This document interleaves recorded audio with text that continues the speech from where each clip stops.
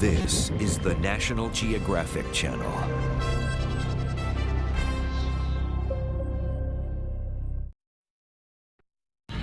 Scientists are bitterly divided over new evidence for an event which occurred back in Roman times. In 312 AD, something happened which changed the history of the world. While the Roman Emperor Constantine prepared for a battle, he saw a light in the sky, which he interpreted as a sign from God.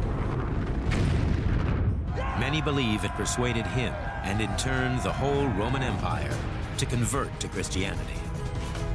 Constantine's conversion to Christianity is, I think, one of the most important events in world history. If it can be linked to a particular event, that would be just magical. But just what did Constantine see in the sky? The trail of evidence starts with an intriguing scientific discovery. Okay, Angelo, what's that? Which has led to heated argument between scientists. That's not a crater at all. Personal attacks has nothing to do in science. It seems the crucial event that turned the Roman Empire toward Christianity may now be linked to the catastrophic impact of a meteorite.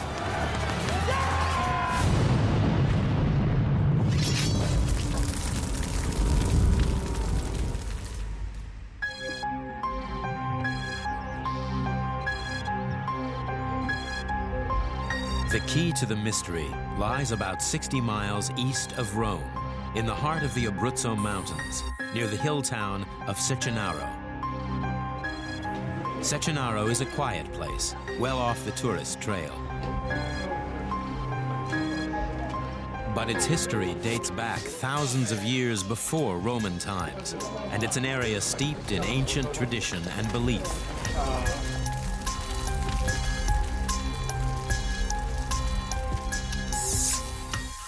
A few years ago, Swedish geologist Jens Ormo was hiking in nearby mountains. He makes an astonishing discovery in an area called the Sorrente Plain. I started to walk, I didn't see anything really because everything is just the green plains. Coming up closer and closer, still can't see anything really. And then suddenly you started to see the rim rising up in front of you. It's really a hill, you have to walk up on it. Whoa! The unusual circular lake with its raised rim sparks Ormo's curiosity. He immediately decides to investigate further. I asked myself, what on earth I have formed this structure?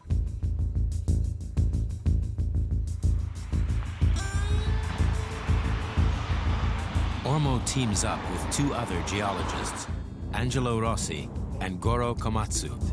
They come from the International Research School of Planetary Sciences in Pescara, 50 miles from Sorrente.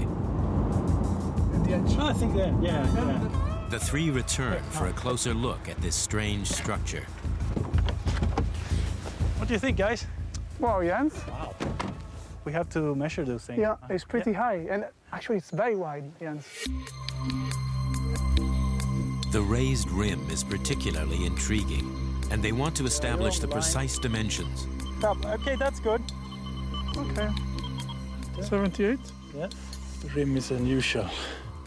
The thing that is impressing me is actually its regularity. It's not completely equal on the side, but there is a regularly changing shape.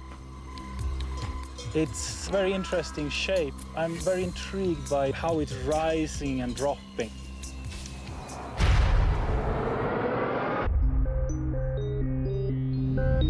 Back at their lab, the three scientists review their findings using a three-dimensional model of the crater. This is very interesting, this part. They find that the shape and height of the rim in relation to the crater diameter suggests that the structure could well have been formed by a single violent event. It points to one thing. This is exactly what happens in a meteorite impact. And the shape of the crater even suggests the meteorite landed at an oblique angle. It's interesting, the teardrop shape like this. indicating an angle, a rather low angle, lower than like 45 degrees. Ormo believes he may have stumbled on Italy's first recorded meteorite crater. By now, news of Ormo's work is spreading. In nearby Cecenaro, villagers are intrigued to hear that their crater could be the result of a meteorite impact. The mayor, Giuseppe Colantoni, is quick to see there's an opportunity for his village. The discovery of a meteorite could be very important for us. At the moment, we're suffering economically, and this could mean a great increase in tourism. At the crater, Ormo is still looking for the conclusive evidence he needs to prove his theory. He decides to establish exactly when the crater was formed. To do this, he must take samples from deep inside the rim itself. He gets permission to drill.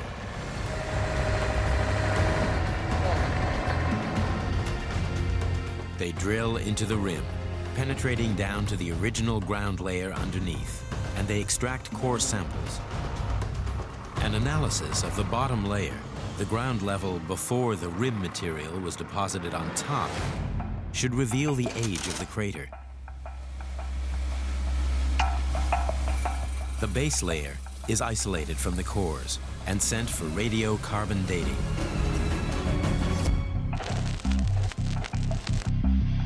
And the answer comes back. Allowing for a margin of error, it dates back to sometime during the 4th or 5th centuries. If there was an impact, it occurred when the Roman Empire was still at its peak. It must have been witnessed by local people. And at around that time, an event like this would have been hugely significant. The 4th and 5th centuries were a period of great religious competition as Christians sought to turn pagans from the error of their ways to the truth of the Christian message. It was an age when any natural phenomena were interpreted as a sign of favor or displeasure of the gods. Jens Ormo believes that there should be historical evidence for such an event if it happened. If this is occurring at this time in central Italy, it must have been seen or witnessed or recorded somehow. But Ormo is a geologist, and his main priority now is to find the scientific evidence that will prove the impact really happened. The team wonders if they might have missed some clues back at the crater itself. Looking at diagrams of known impact sites, they see the main crater is often accompanied by smaller craters. I think we should see if we have anything like this surrounding the structure that we know of today. They return to Sorrente, studying the ground more carefully. Something like this size should have a field of smaller craters surrounding it. This structure being like droplet-shaped, I would say. Hey, Angelo, see something? Hey, Angelo, Yeah. what's that? They're big holes. It's a hole. Okay. Wow, it's pretty big. There's another one right behind. Also here. It's a wonderful feeling when you are in line with the theory. That is a very, very nice feeling. We were very happy, really happy at that time. I'm coming. Let me take a GPS at the center. Using GPS, they map out the positions of nearly 30 of these small craters, and they form a pattern very like the ones found at other impact sites. They're becoming steadily more confident that this is a meteorite crater. A structure of this size should have a small field of craters around it, and we have a field of small depressions on one side here, so it's a good indication, but no proof. Ormo believes that fragments of the meteorite itself should be buried under each small crater. Meteorites are often highly magnetic, so another scientist, Patrick Maguire, searches for magnetic anomalies, areas of raised magnetism. There you go, right there. Wow, that suggested a 40 nanotesla difference in magnetic field. They discover there are magnetic anomalies in each of the smaller craters. We decided that we would like to see what is causing these anomalies. If it can be high magnetic objects in the ground or if it is just a structure and the variations in the soil.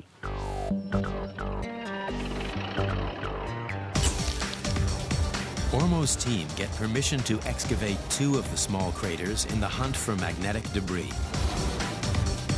But although they dig down to a depth of 30 feet, they find the debris has formed tunnels which go even deeper, and they fail to find any fragments of the meteorite.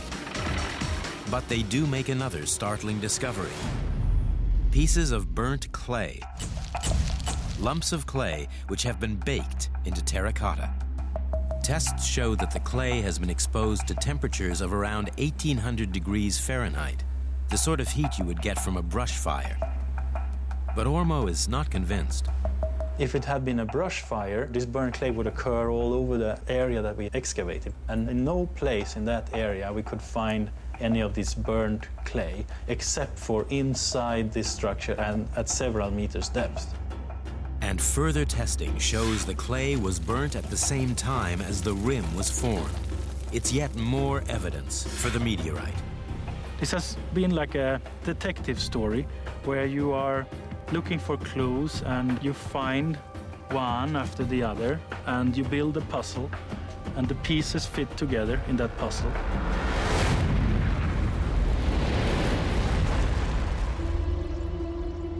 In the U.S., impact specialist Clark Chapman from the Southwest Research Institute in Colorado has closely followed Ormo's work. Intrigued by his findings, he visits the Sorrento Plain for a closer look.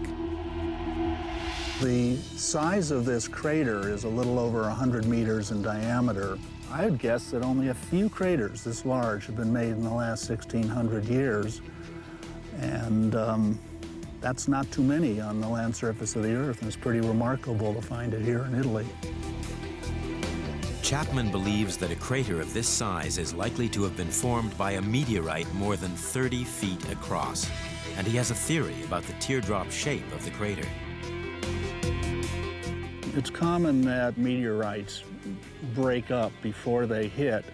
There's a cluster of craters called Henbury craters in Australia, and the largest crater there is thought to be 2 craters side by side, and that's a plausible explanation as well for why it would have this shape.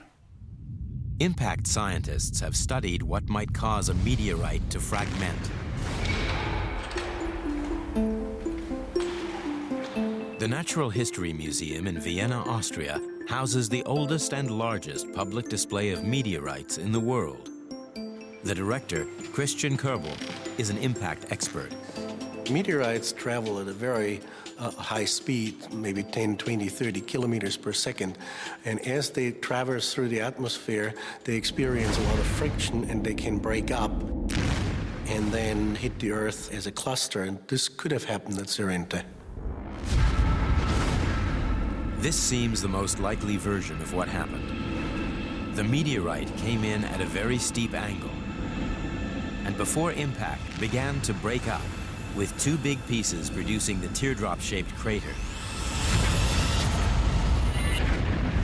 and a shower of fragments producing a series of smaller craters.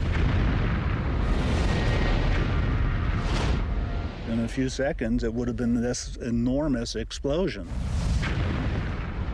You'd feel the ground shake, you'd get a concussion of shock wave and winds, and you'd have mud or rocks falling down around you if you're within a few kilometers away.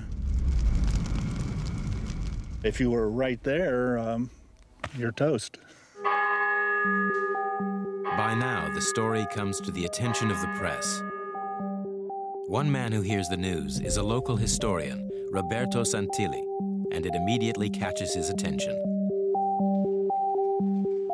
I started thinking that it was quite strange that such an event were not recorded, and I remembered the local legend that might explain everything.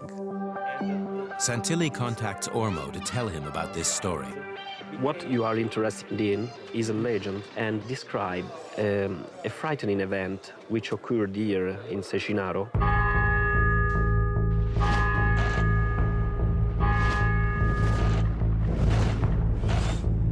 The legend has been told over many centuries by priests and village elders. Era nel mese di agosto, quando la neve del Sirente si scioglieva lentamente. The legend records how, on one occasion, when the area was still pagan, a local cult dedicated to the goddess Sacina was holding a rite in her honor. Le labbra aperte, i loro movimenti sempre più eccitanti, l'aria dolce e le facce... The cult was closely linked to Bacchus, the god of wine and fertility, and it's likely that such rites were wild and uninhibited affairs. All'improvviso una nuova stella, mai vista prima, più vicina, appariva. The legend tells how in the middle of these celebrations, there was suddenly a bright light in the sky. Più grande del sole.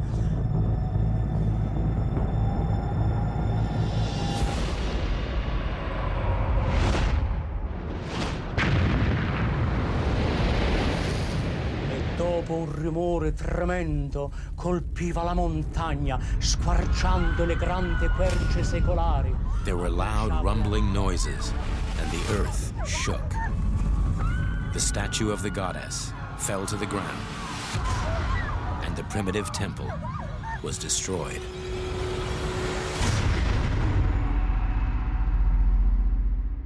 Un enorme silenzio.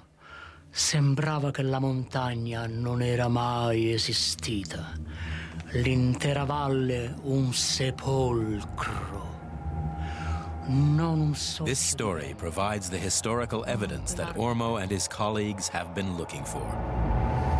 What really convinced me is how people describe the event. They use words like, this object in the sky is soon shining brighter than the sun. Also something shaking the ground. And that is exactly the same words as has been used by eyewitnesses of recent fireball events. And that's not the end of the story recorded in the legend. It also relates that the cult assumed the destruction was the work of the Christian God and immediately converted to Christianity. A church now stands on the exact site of the pagan temple to the goddess. Okay, this is the fresco. Inside is an image of the Virgin Mary as she appeared afterward to the converts in the ruined temple. But the church at Cecinaro, where the pagan temple used to stand, is nearly 5 miles from the crater. The explosion must have been massive. Christian Kerbel believes there could have been an enormous explosion in the air just before the meteorite hit the ground.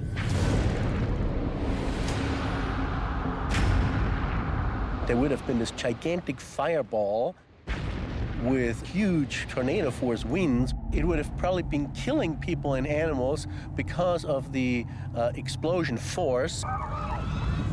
There would have been a killing radius of something like 10 or 20 kilometers around this area here. And then it would strike here, and it would be like a small atomic bomb. An air blast that would wipe out anything on the ground for a couple of 100 meters in each direction.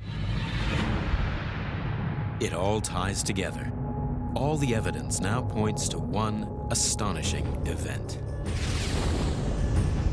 Sometime around 400 AD, a meteorite struck in this area of the Abruzzo Mountains. There was an enormous explosion, probably in the air, as bright as a second sun.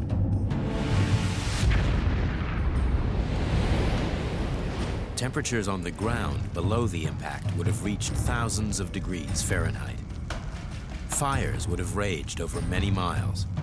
And over the mountains at Cecinaro, they would have seen the flash and felt the ground shake.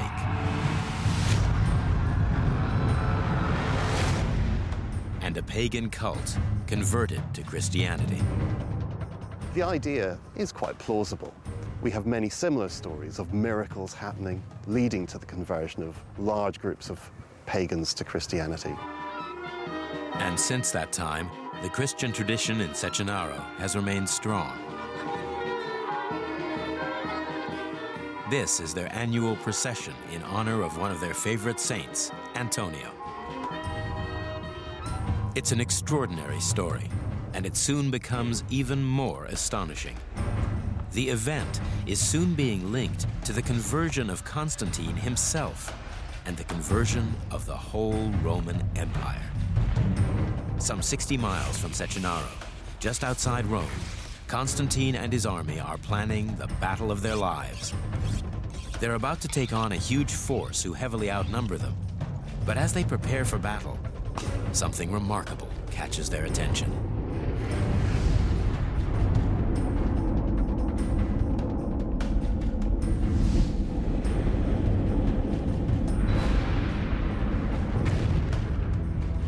I think there can be little doubt that Constantine saw something in the sky.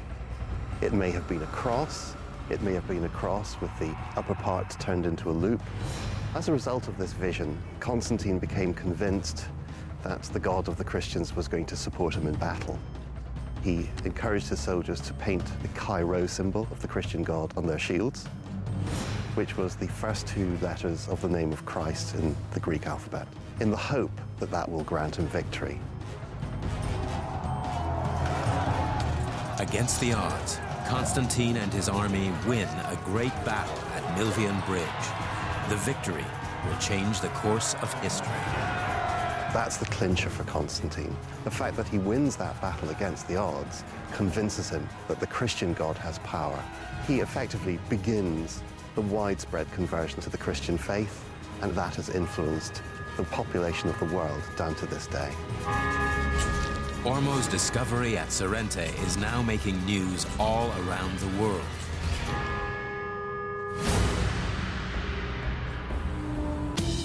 Another geologist has doubts about the whole story. Fabio Speranza works for Italy's foremost geological institution, the National Institute of Geophysics and Volcanology. He grew up in the Abruzzo and still has a house here. He knows the countryside and the Sorrente crater well. To be honest, I thought it was absolutely ridiculous.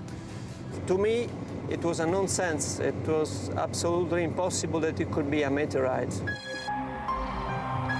Speranza, together with Leonardo Sagnotti, a colleague from his Rome headquarters, traveled to the Abruzzo to carry out their own investigation.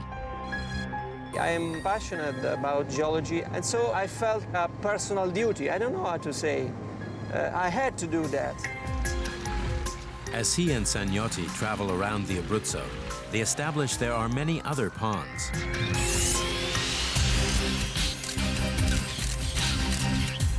Speranza believes they are all similar to the Sorrente crater. There are many similarities. Diameter, rim, we measured it and the diameter is 100 meters. So Sorrente is 140 meters, is absolutely comparable. Speranza thinks the whole meteorite theory comes from other scientists' unfamiliarity with the region. I was sure that if these people had known well this landscape, wouldn't have told this story. All these ponds are used to water livestock, in particular sheep. Millions of them have been grazing in these mountains since well before Roman times. Here you had the ideal situation for sheep, very good grazing land, but you had a big problem. You didn't have water. The absence of surface water in the region is because the Abruzzo Mountains are limestone. Except in a few isolated places, water disappears into underground caverns and streams.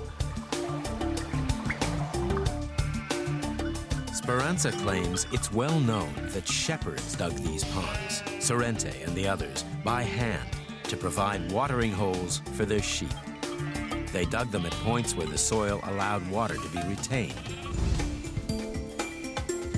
These pictures taken at Sorrente when the valley floods and water collects around the crater show the soil at this particular point of the valley is able to retain water. I don't think that a meteorite, by chance, would have landed in the exact part of the plain more favorable to retain water and to form a lake. And for this reason, I think that this has been created by man.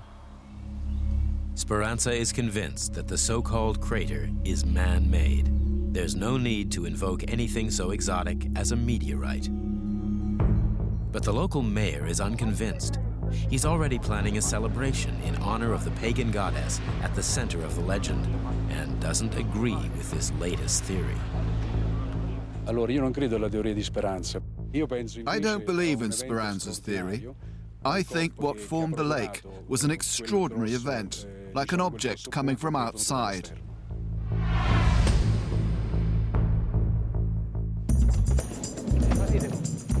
Hoping to disprove Jens Ormo's theory that the Sorrente crater was formed by a meteorite, Speranza brings in a team from his Rome headquarters to do their own scientific investigation.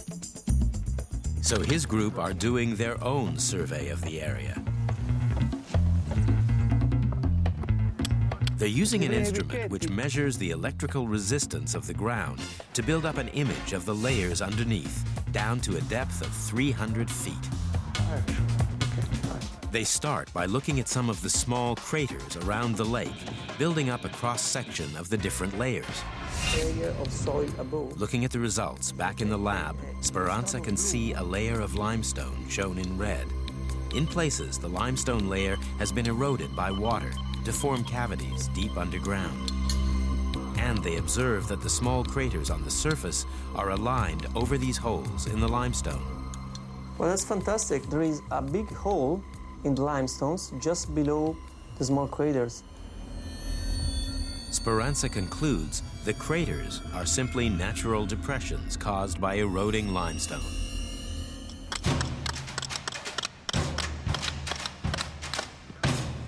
The team also surveys the ground around the main crater to build up an image of what's happening underneath. This time, the cross-section of the crater is very different. There seem to be no cavities in the limestone layer or in the blue layer of soil just above it. There's no sign of erosion. And it's very interesting because the blue layer is absolutely continuous. So there is Here, the crater is only apparent in the surface layers. The bore structure of the crater is only very shallow, and I think the only way to create it is to dig it out by humans. The team's geoelectric survey seems to support Speranza's theory that the main crater is simply man-made. And it shows that all the small craters are just features of the limestone landscape. But what about the areas of raised magnetism that Ormo and his team found in the small craters?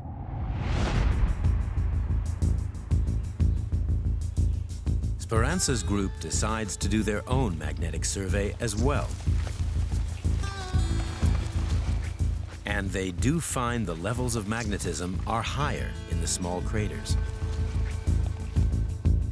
But they notice that wherever the soil in the plain is thick, the magnetic readings are raised.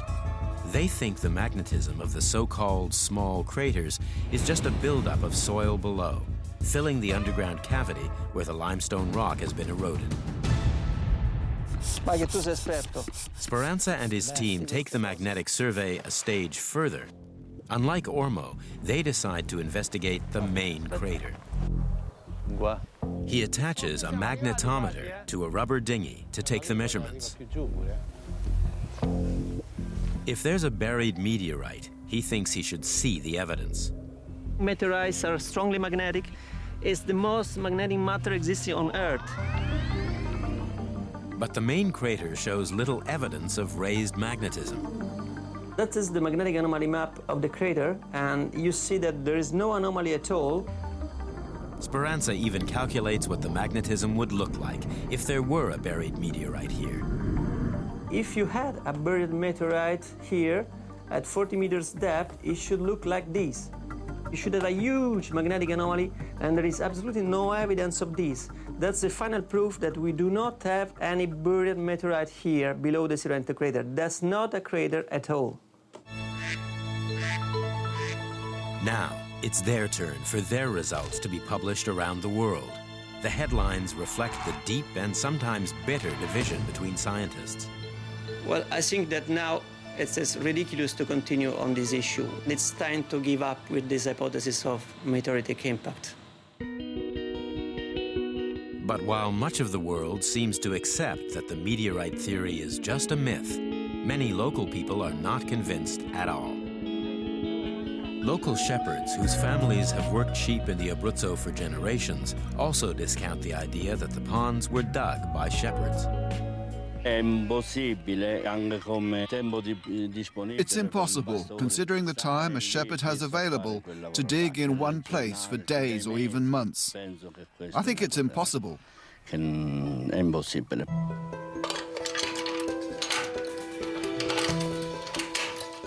Local historian Roberto Santilli has decided to keep looking for any evidence of what might have occurred. And he uncovers another dramatic account of the legend published in a book written in the 19th century by a man called Filippo Fabrizi.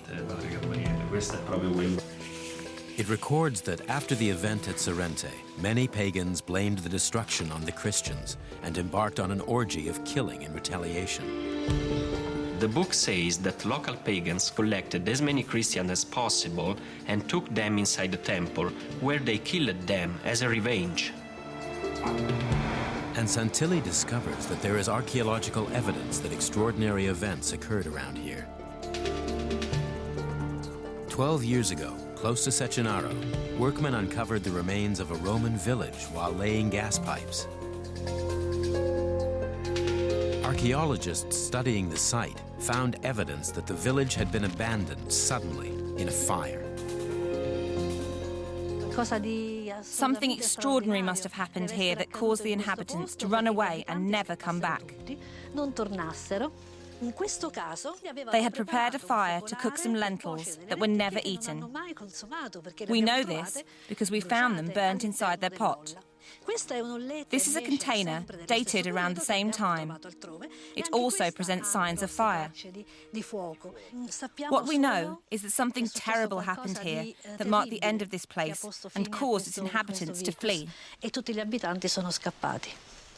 So what happened for this whole place to be abandoned in an instant? Santilli suspects this was the direct impact of the fireball, or perhaps the subsequent massacre.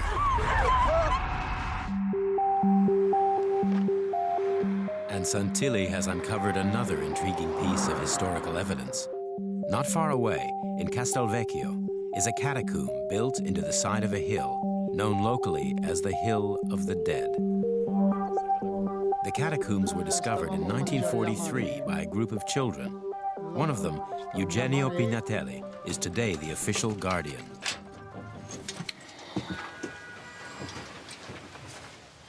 Entro io, eh? The site was subsequently examined by a Vatican-appointed priest. Inside were oil lamps that date to the 4th century. There were also inscriptions of the Cairo, the symbol that Constantine painted on his shields. And the graves inside are, very unusually, piled high with human remains, sometimes up to 3 bodies in each tomb. And the skulls show evidence of a violent death. The Vatican report on this place concludes that something terrible must have happened. It seems to be evidence for a massacre of Christians. The dates, the bodies, it all supports the story of the legend and a possible meteorite strike in about 400 AD. The more I see and the more evidence I find, I get convinced that the meteorite really struck the Sorrente plain and that it caused all these terrible events. And not everyone is convinced by Speranza's scientific arguments either. Impact expert Christian Kerbel believes that the absence of magnetic anomalies over the main crater can be easily explained by the composition of the meteorite itself. There are stony meteorites and iron meteorites. Iron meteorites are very hard and very strong, like a piece of steel. Stony meteorites consist of minerals and porous and fragmented and can disintegrate and weather away within hundreds of years. Then the magnetic anomaly would be dispersed as well, and there wouldn't be really anything significant left. Jens Ormo has decided to return to Sorrente. He's not convinced by the new theories either, and he rejects Speranza's view that he should give up the investigation. I have no problem with being wrong if someone is presenting arguments showing that, okay, what you say is wrong, because that I say is essence of science. But personal attacks has nothing to do in science. Ormo has studied Speranza's findings. He believes his profile of the crater is fascinating and actually supports his argument. It reminds him of other prominent impact craters. What is most interesting with this cross-section is how the layers of the sediments have been bent up around like this. If you compare that with the Odessa crater in the US, you can see the same upturning of sediments here also. And that, I think, despite that this is produced by the opposing team, is providing one of the best evidences that we have for an impact crater here. Jens Ormo has gathered his team together back at Sorrente. They're not ready to drop this investigation.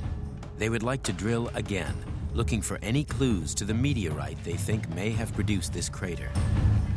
But the area is a regional park, and the authorities are inclined to accept the argument that it's time to stop the research. Ormo will need allies if he's to take this further, and in Cetinaro, a plan is being hatched to try to settle the matter.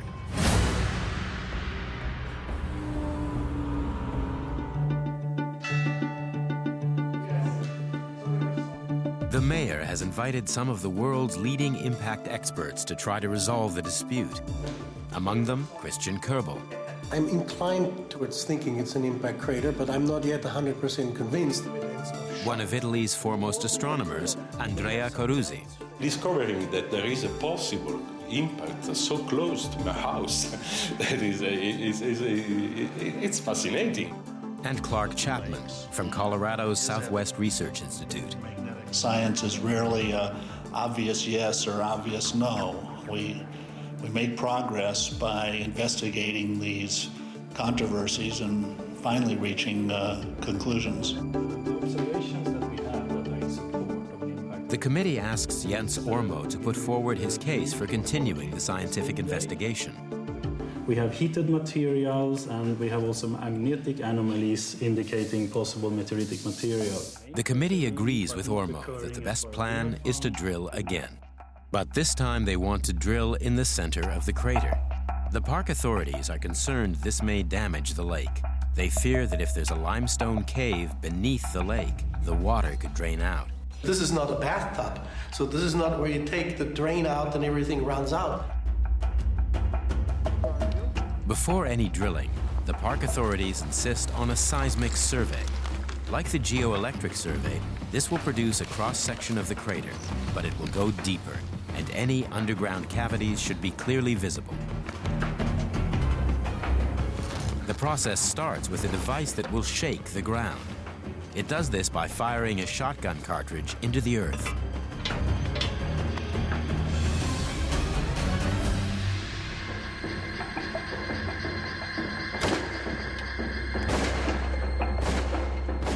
The echoes of the vibrations bounce off the different layers of soil and rock and can be used to build up an image of the ground underneath the crater.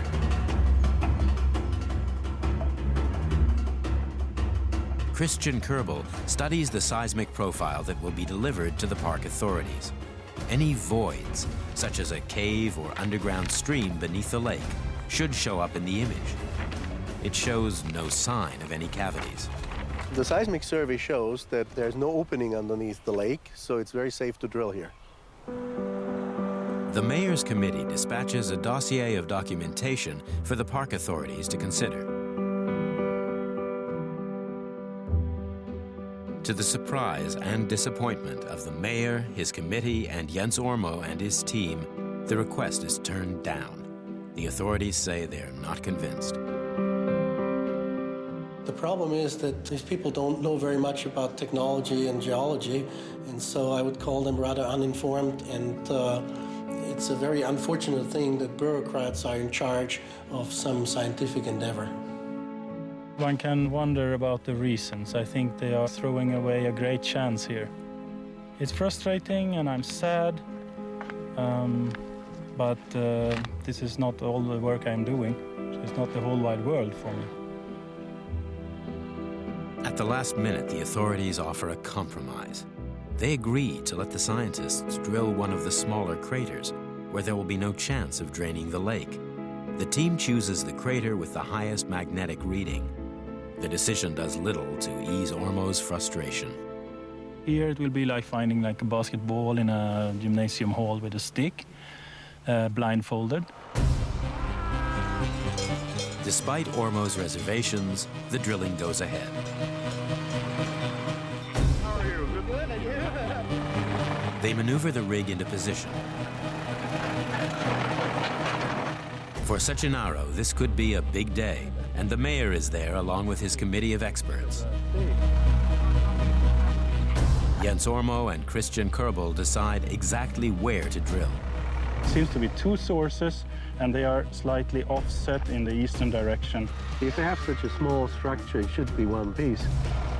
To increase the chance of finding meteoritic evidence, they decide to drill in two places to a depth of 30 feet each time. We're looking at a meter diameter structure, and with one 10 centimeter diameter hole to immediately hit, what we're looking at is very optimistic. It's like if I had bought a lottery ticket, and I'm sitting with it now, and I can win, but the biggest chances is that you lose. I'm expectant. I think there's a fairly good chance that if there's a meteorite down there, we'll find some fragments of it.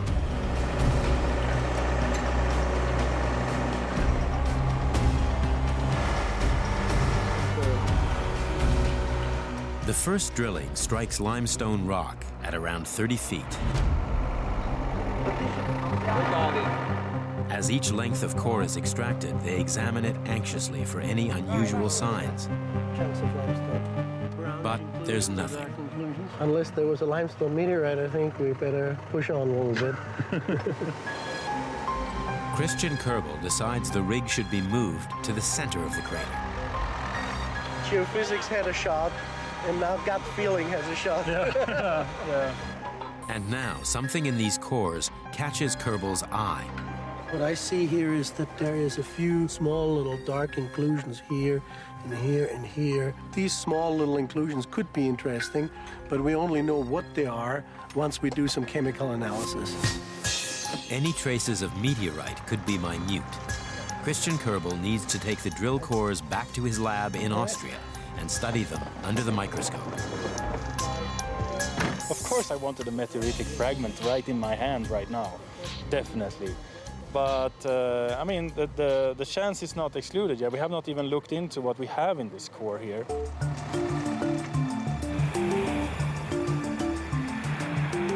Kerbel ships the cores back to Vienna.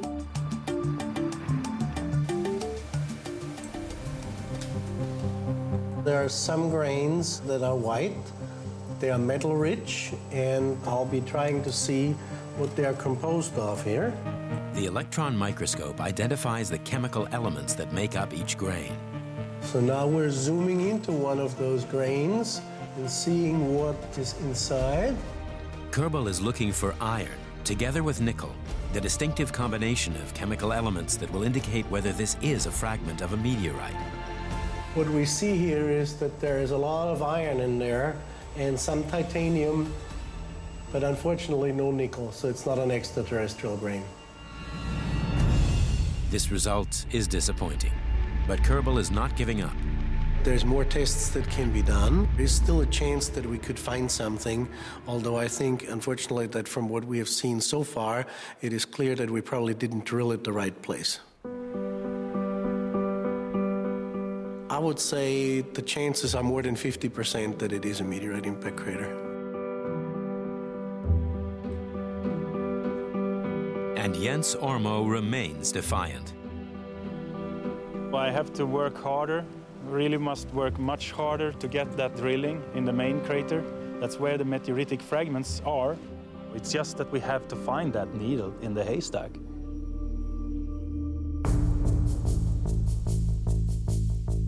In the town of Cecinaro, the local people are staging a reenactment of the rites to the goddess Cecina, described in the legend.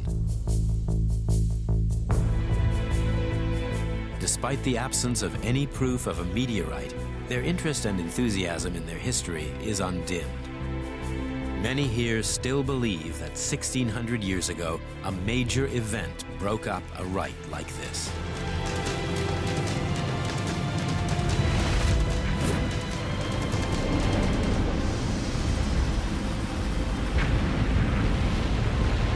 But the final answer to the mystery remains frustratingly out of reach.